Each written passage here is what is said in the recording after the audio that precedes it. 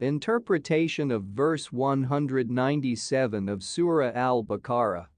As Sa'di wrote, the Almighty said that the Hajj is performed in months that were well known to the people to whom this revelation was revealed, and there was no need to explain these months.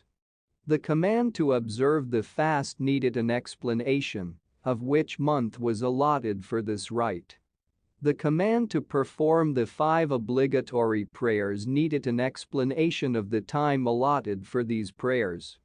But the Hajj has been known to the Arabs since the time of the Prophet Ibrahim, and being his descendants, they regularly made this pilgrimage. Most theologians believed that the months of the Hajj are Shawwal, Dhul-Qa'dah and the first decade of the month of Dhul-Hijjah.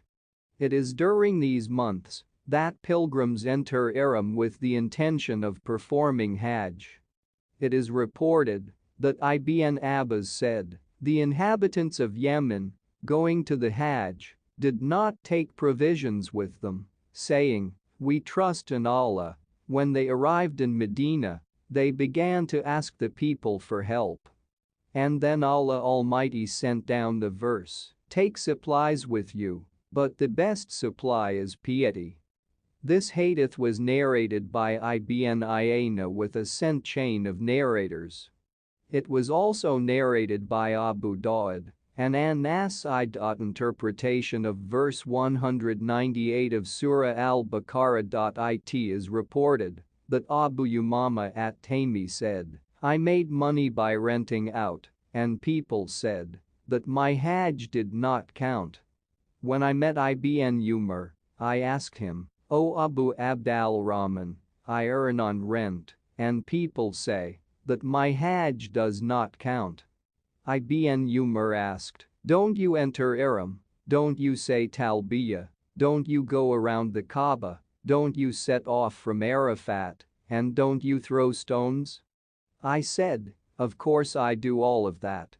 He said, then your Hajj is counted.